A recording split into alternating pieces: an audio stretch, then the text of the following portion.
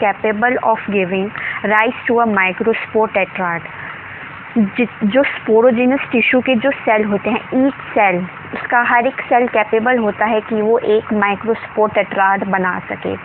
Each one is potential pollen और microspore mother cell. हर एक जो होता है उसमें वो पोटेंशियल पोलन होता है या फिर माइक्रोस्पोर मदर सेल होता है। The process of formation of microspores from pollen mother cell यानी कि PMC through meiosis is called microsporogenesis. जो माइक्रोस्पोर्स बनाने का जो फॉर्मेशन है किससे, फ्रॉम पोलन मदर सेल से मियोसिस के थ्रू, उस प्रोसेस को कहते हैं microsporogenesis. The microspores as they are formed are arranged in a cluster of 4 cells, the microspore tetrad। अब जो माइक्रोस्पोर्स बनते हैं वो एक क्लस्टर फॉर्म करेंगे 4 सेल्स की, जिसे माइक्रोस्पोर टेट्राड कहते हैं। As the anther mature and dehydrate, the microspore dissociate from each other and develop into pollen grains।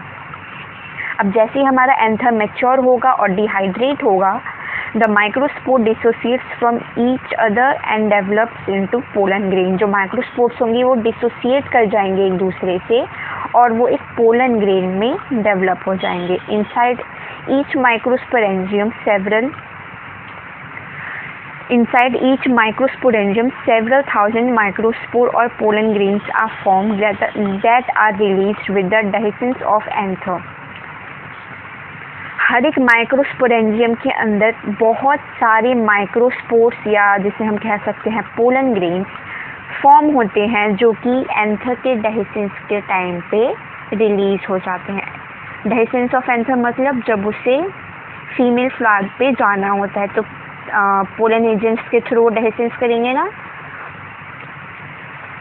अब pollen grain represent the male gametophyte. तो पोलन ग्रेन क्या रिप्रेजेंट करते हैं, male gametophyte. If you touch the open anther of hibiscus और any other flower you would find deposition of yellowish powdery pollen grains on your finger. अगर आप hibiscus एक flower होता है, अगर आप उसके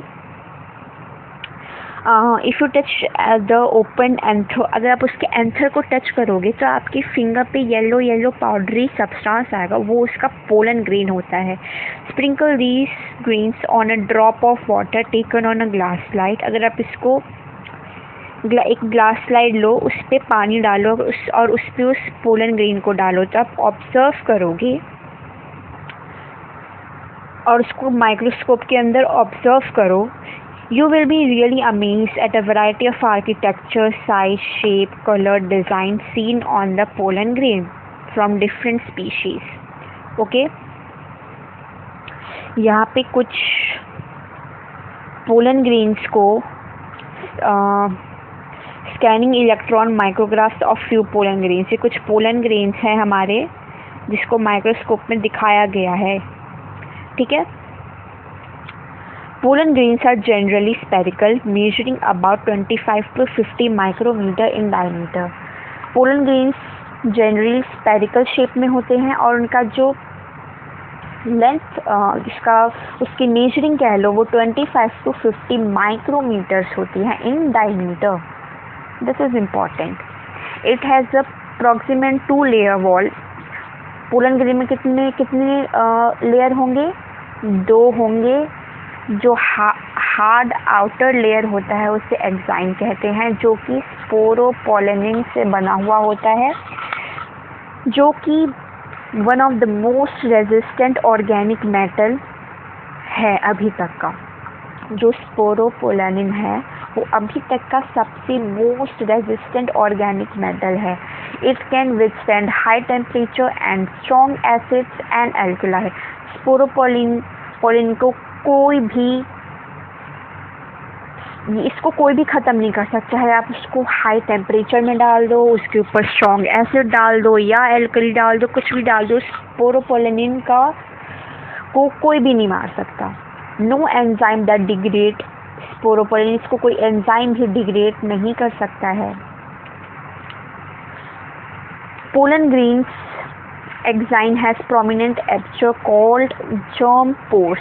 अब जो एक्साइन होता है उसके एक, जैसे ये सर्कुलर, ये देखो इसमें नहीं दे रखा है, देखो जो एक्साइन होता है इसमें हल्की सी छोटी सी जगह पे आपका एक जर्म स्पोर कहते हैं उसको, जहाँ पे स्पोरोपोलिनिन एब्सेंट होता है। ठीक है, स्पोरोपोलिनिन एब्सेंट होता है। Pollen grains are well preserved as fossil because of present और स्पोरुलिन। जो पोलन ग्रीन्स है वो एक अच्छे खासे फॉसिल्स बन जाते हैं। क्यों? क्योंकि उनके में स्पोरोपोलिनिन होता है। अब स्पोरोपोलिनिन को कोई डिग्रेड कर ही नहीं सकता, तो पोलन ग्रीन्स को कुछ हो ही नहीं पाएगा, तो एक अच्छे खासे फॉसिल्स में प्रिजर्व रहते हैं। The exine exhibit a fascinating array of pattern and designs. The inner wall of the pollen grain is called intine. Inner wall को हम इंटाइन कहते हैं। ये थिन और कॉन्टिन्यूस होता है, इसमें कोई भी हल्की सी कोई जगह पे ऐसा नहीं है कि कुछ एब्सेंट हुआ, ऐसा कुछ भी नहीं है। ये थिन होता है, कॉन्टिन्यूस लेयर होती है, जो किससे बना हुआ होता है? सेलुलोज से और पैक्टिन से। The cytoplasm of pollen grain is surrounded by plasma membrane. जो पोलन ग्रेन का जो साइटोप्लाज्म होता है, पोलन ग्रेन का जो साइटोप्लाज्म होता है वो किससे सराउंड होता है? प्लाज्मा मेम्ब्रेन से। When the pollen grain is mature, it contains 2 cells। जब हमारा पोलन ग्रेन मैच्योर हो जाएगा तो उसमें 2 सेल्स आएंगे, वेजिटेटिव सेल और जनरेटिव सेल। वेजिटेटिव सेल बड़ा होता है, वो vegetative cell is bigger, abundant food reserve and large irregular shaped nucleus। Vegetative cell एक तो साइज में बड़ा होगा और उसमें खूब सारा फूड रिजर्व होगा और इसमें एक इरेगुलर शेप का न्यूक्लियस होगा। अब जनरेटिव सेल छोटा होता है, ये साइटोप्लाज्म में फ्लोट करता रहता है of vegetative cell. Vegetative cell के साइटोप्लाज्म में हमारा जो जनरेटिव सेल है वो फ्लोट होता रहता है। ठीक है, अब it is spindle shaped, it is spindle shape with dense cytoplasm and nucleus. ये स्पाइंडल शेप होता है, इसमें डेंस साइटोप्लाज्म होगा और न्यूक्लियस होगा। In over 60% of angiosperms pollen grains are shed at this 2 cell stage. 60% angiosperms ऐसे होते हैं जिनमें पोलन ग्रेन्स जो होते हैं वो 2 सेल स्टेज पे शेड कर जाते हैं। इन द रिमेनिंग स्पीसीज, और जो बाकी के बचे हुए स्पीशीज हुए, the generative cell divide mitotically to give rise to 2 male gametes before pollen grains are shed. अब बाकी जो स्पीशीज होते हैं उसमें जनरेटिव सेल माइटोटिकली डिवाइड कर जाता है, जो कि बनाता है 2 male gametes before pollen grains और शेड करता है 3 सेल स्टेज पे। ठीक है, pollen grains of many species cause severe allergies and bronchial afflictions in some people, often leading to chronic respiratory disorder like asthma, bronchitis। अब जो हमारे pollen grains होते हैं ये कभी कभार एलर्जीज भी इनसे हम हो सकते हैं। आपने सुना होगा कि किसी को पोलन एलर्जी होती है, तो ये कैसे कैसे इसमें हो सकता है? क्रॉनिक रेस्पिरेटरी डिसऑर्डर हो सकते हैं, जैसे asthma, bronchitis etcetera. It may be mentioned that Parthenium or carrot grass that came into India as a contaminant with exported wheat has become ubiquitous in all occurrence and causes pollen allergy। जो हमारा parthenium था, या जिसे carrot grass भी कहते हैं, जिसे India में इंट्रोड्यूस करवाया गया था, ये एक पोलन एलर्जी का सोर्स है, इससे पोलन एनर्जी होती है। Pollen grains are rich in nutrients. इसमें कोई पोलन ग्रेन्स जो होते हैं काफ़ी रिच होते हैं न्यूट्रिएंट्स में। It has become a fashion in recent years to use pollen tablets as food supplements. जो पोलन ग्रेन्स होते हैं उन्हें टैबलेट्स की फॉर्म में खाया जाता है फूड सप्लीमेंट के तौर पे। वेस्टर्न कंट्रीज में large number of pollen products हैं मार्केट में, टैबलेट्स की फॉर्म में, सिरप्स की फॉर्म में। Pollen consumption has been claimed to increase the performance of athletes and race horses। Pollen लेने से जो परफॉर्मेंस इंक्रीज होती है एथलीट्स और रेस हॉर्सेस की। अब when once they are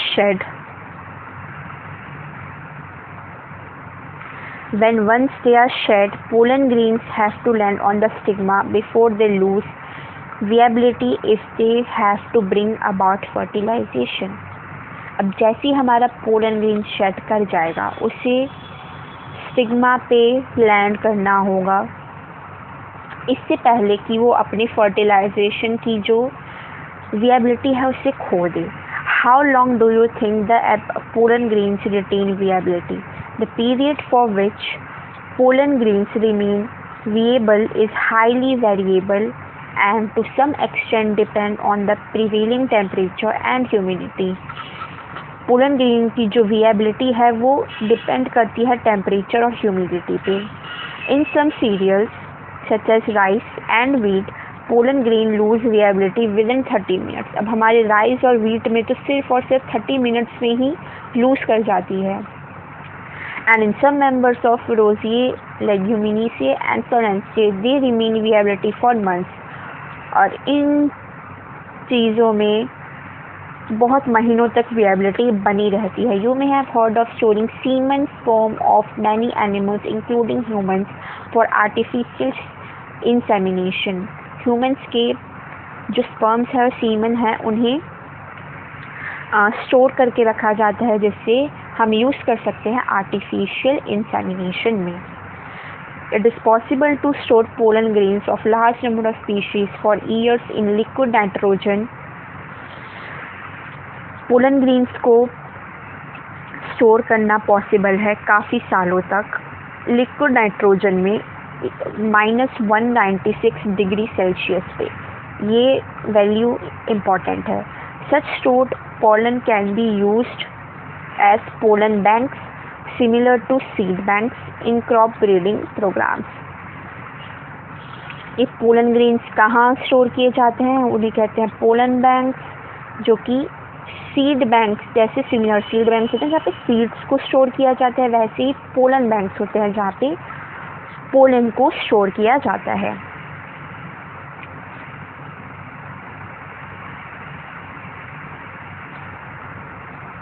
अब the pistil, megasporangium, ovule and embryo sac. अब हम फीमेल पार्ट के बारे में पढ़ने वाले हैं। फीमेल पार्ट का नाम क्या बताया था मैंने? Gynoecium. The gynoecium represent the female reproductive part of the flower. The gynoecium may consist of a single pistil, monocarpellary. अगर सिंगल पिस्टल है तो उसे हम मोनोकार्पिलरी कहते हैं। अगर एक से ज़्यादा पिस्टल हैं तो उसे मल्टी कार्पिलरी कहते हैं। When there are more than one, the pistils may be fused। अगर एक से ज़्यादा होंगे तो पिस्टल फ्यूज हो सकते हैं। अगर फ्यूज होंगे तो उसे सिनकार्पस कहते हैं, और अगर वो फ्री हैं, अगर वो फ्यूज नहीं है तो उन्हें हम एपोकार्पस कहते हैं। Each pistol has 3 parts. Her pistol के 3 पार्ट्स होते हैं, स्टिग्मा, स्टाइल, ओवरी। ये हमने छोटे क्लासेस में पढ़ा है। पिस्टल के कितने पार्ट्स होते हैं? 3 पार्ट्स होते हैं, stigma, style, ovary. The stigma serves as the landing platform for pollen grains. जो हमारे पोलन ग्रेन्स उड़ के आते हैं वो हमारे यहीं पे लैंड करते हैं, स्टिग्मा पे। ठीक है। जो स्टाइल है, style is elongated slender part beneath the stigma. Style जैसे इसका नाम है, ये बहुत स्टाइलिश होती है, पतली सी होगी, स्लेंडर सी, beneath the stigma. The basal bulged part of the pistil is ovary. जो हमारा बल्ज पार्ट होगा, जो मोटा सा हिस्सा होता है पिस्टल का, वो ओवरी होती है। Inside the ovary is the ovarian cavity locule. हमारे ओवरी के अंदर ओवेरियन कैविटी लॉक्यूल पाया जाता है। The placenta is located inside the ovarian cavity. ठीक है, देखो ओवे के अंदर ओवेरियन कैविटी, ओवेरियन कैविटी के अंदर प्लेसेंटा। ठीक है, recall the definition and types of presentation that you studied in class 11th। देखो ये डायग्राम देखो, जैसा भी मैंने बताया था, ये स्टिग्मा जहाँ पे पोलन ग्रेन लैंड करेगा, ये हमारी स्टाइलिश सी स्टाइल, पतली सी स्लेंडर सी, और ये मोटी सी हमारी बल्ब शेप्ड ओवरी, और उसके नीचे थैलेमस। ठीक है, arising from the placenta and the microsporangia, arising from the placenta are the microsporangia। Placenta से हमारा क्या अराइज होगा, ये याद रखना, माइक्रोस्पोरेंजिया अराइज होता है, कॉमनली कॉल्ड ओव्यूल्स, जिसे कॉमनली हम ओव्यूल्स कहते हैं। The number of ovules in an ovary may be 1, जैसे कि वीट में, पैडी में और मैंगो में, या फिर एक से ज़्यादा ओवरी हो सकती है, जैसे कि पपाया में, वाटरमेलन में और ऑर्किड्स में। ठीक है, अगर एक ओवरी का एग्जांपल्स क्या क्या हैं, वीट, पैडी, मैंगो इम्पॉर्टेंट है, और अगर मैनी है तो उसके एग्जांपल्स है पपाया, वाटरमेलन और orchids. The megasporangium ovule. Let us familiarise ourselves with the structure of a typical angiosperm ovule.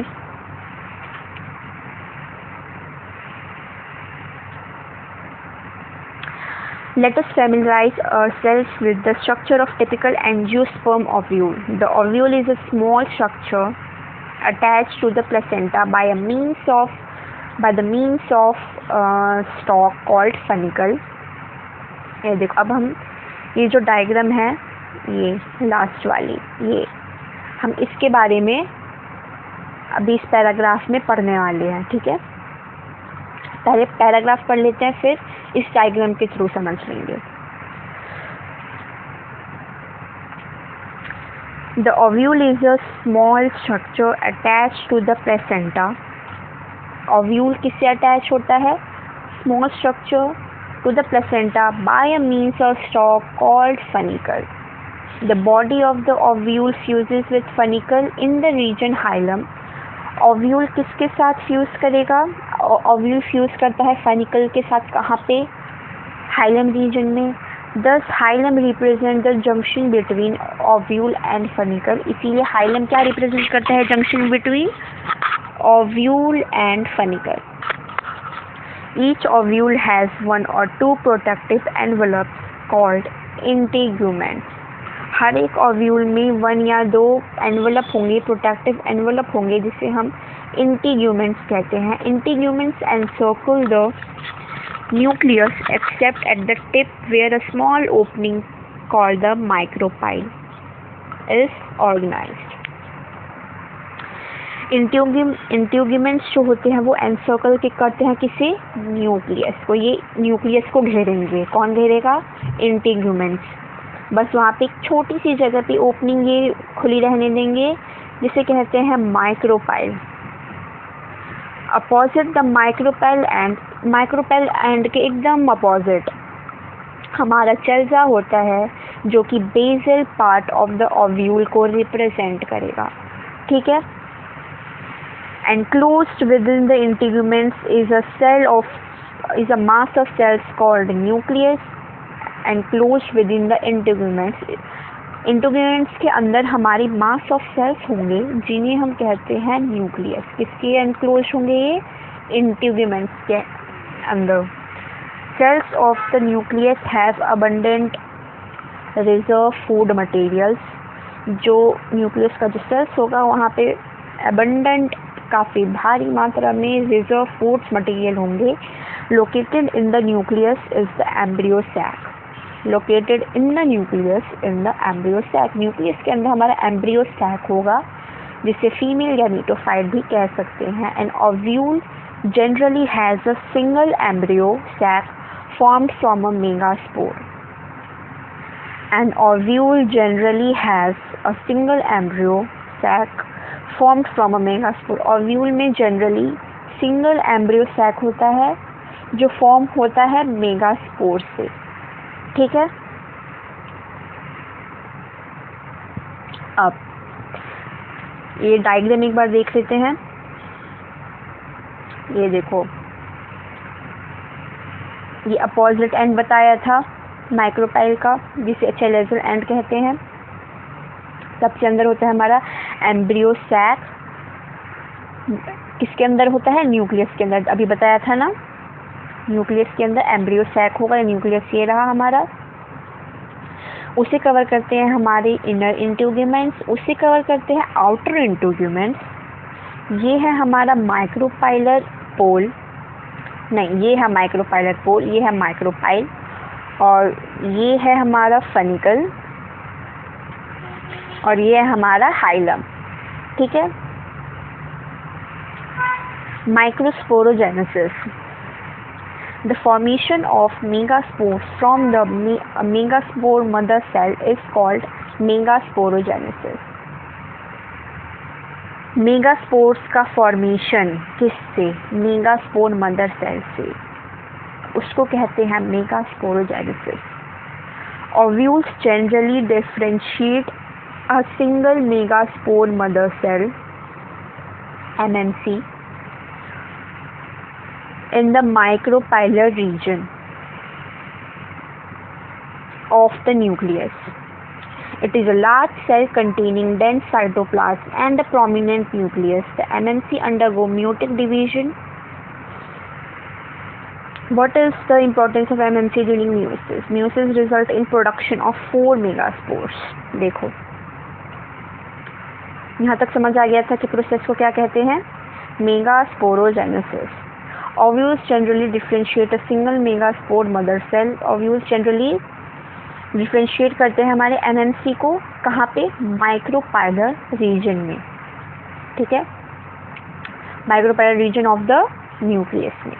यहाँ पे क्या होता है? डेंस साइटोप्लाज्म होता है इस सेल में, एंड द प्रोमिनेंट न्यूक्लियस होता है। जो हमारा एमएमसी है, यानी जो हमारा एमएमसी है वो अंडरगो होगा मियोटिक डिवीजन में।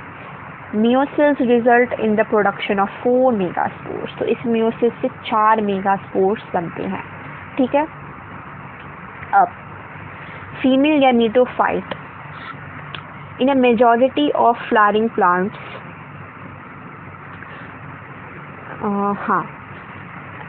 in a majority of flowering plants, one of the megaspore is functional, while the other 3 degenerate. हमारे 4 मेगास्पोर बने थे यहाँ पे, जैसे अभी बताया मैंने, यहाँ 4 मेगास्पोर बने थे। जो ज़्यादातर जो फ्लावरिंग प्लांट्स होते हैं उनमें one of the megaspore functional होता है, और बाकी जो 3 होंगे वो डीजेनरेट हो जाएंगे, वो ख़त्म हो जाएंगे।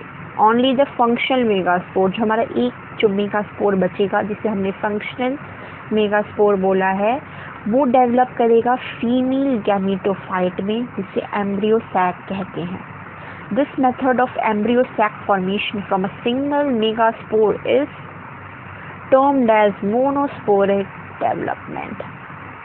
एक ही मेगास्पोर से हमारा बनाना,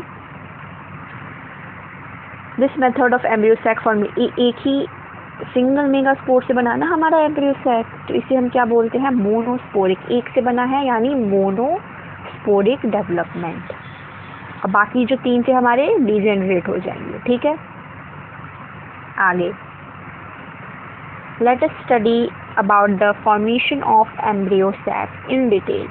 अब ये देखना, ये इजी है, लेकिन इसमें थोड़ा दिमाग लगाना है तो समझ आ जाएगा। द न्यूक्लियस ऑफ, एक मिनट इसको बड़ा कर देते हैं। The nucleus of the functional megaspore divides mitotically to form 2 nuclei which move to the opposite poles. The nucleus of the functional megaspore, जो फंक्शनल मेगास्पोर था ना हमारा जो काम करेगा, उसका जो न्यूक्लियस है वो डिवाइड कर जाता है माइटोटिकली, क्या बनाने के लिए? 2 न्यूक्लियाई बनाने के लिए, जो मूव कर जाते हैं अपोजिट पोल्स पे, ठीक है। Forming the two nucleate embryo sac, forming the two nucleate embryo sac. The two most sequential mitotic nuclear division result in the formation of 4 nucleate and later the 8 nucleate stages of the embryo sac. दो और sequential mitotic nuclear divisions होती हैं जिससे क्या बनता है, 4 nucleate बनता है और उसके बाद में 8 nucleate stages of the embryo sac बनेगा. It is of interest to note that these mitotic divisions are strictly free nuclear. ये जो mitotic divisions हुए हैं इनमें ये nuclear free थे, ठीक है. That is, nuclear divisions are not followed immediately by the cell wall formation. इसका मतलब ये है कि जो nuclear division है ये सेल फॉर्मेशन के बाद के जस्ट बाद ही नहीं हो जाता, ठीक है. After the each nucleate stage cell walls are laid down leading to the organisation of the typical female gametophyte और एम्ब्रियो सैक. एक न्यूक्लिएट स्टेज के बाद cell walls are laid down leading to the organisation of, जो cells walls है वो क्या बना देंगे, फीमेल गैमेटोफाइट या जिसे एम्ब्रियो सैक भी कहते हैं. Observe the distribution of cells inside the embryo sac in figure 1.8b3. 6 of 8 nuclei surrounded by cell wall. 8 में से जो 6 न्यूक्लियाई हैं वो सेल वॉल से सराउंड है और सेल्स में ऑर्गेनाइज्ड है. द रिमेनिंग 2 न्यूक्लियाई, जो बाकी 2 न्यूक्लियाई बचेंगे जिन्हें हम पोलर न्यूक्लियाई कहते हैं, जो कि सिचुएटेड है हमारे below the egg apparatus in the large central cell.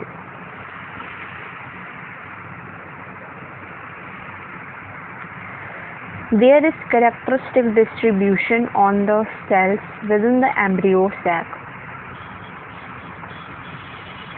Embryo sac में ही जो हमें कैरेक्टर डिस्ट्रीब्यूशन करना होता है सेल्स का, वो एम्ब्रियो सैक में ही हो जाता है कि भाई इस सेल का ये कैरेक्टर है, इस सेल का ये कैरेक्टर है. ये सारा काम एम्ब्रियो सैक में ही हो जाता है.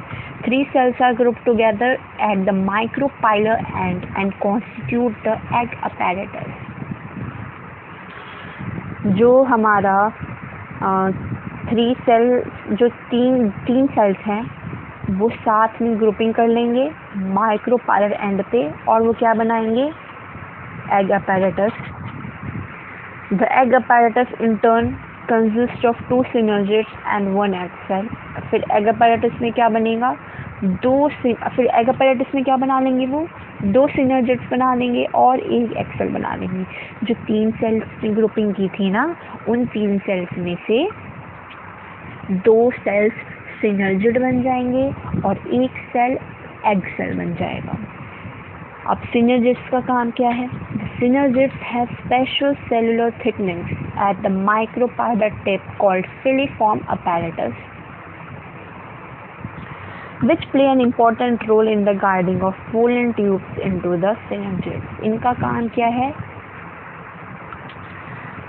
ये important role, ये जो पोलन, जब हमारे पोलन ग्रेन्स आएंगे फीमेल फ्लावर पे, उन्हें फ्यूज़ करवाने के लिए वो क्या करेंगे, उन्हें गाइड करेंगे कि तुम्हें इधर आना है, इस तरफ उनको मतलब एक तरीके से ये गूगल मैप का काम करेंगे कि वो उन्हें गाइड करेंगे कि उन्हें इस तरफ आना है सिनर्जिड्स के अंदर. 3 cells are at chalazial and are called the antipodals. अब हमारे 3 सेल्स जो है वो chalazial एंड पे होंगे जिन्हें एंटीपोडल्स कहते हैं. The large central cell, as mentioned earlier, has 2 polar nuclei. जो large central cell होगा उसके पास 2 polar nuclei हैं. The typical angiosperm embryo sac at the maturity, though 8 nucleate and 7 celled. Important line, ठीक है. Maturity पे 8 nucleate होगा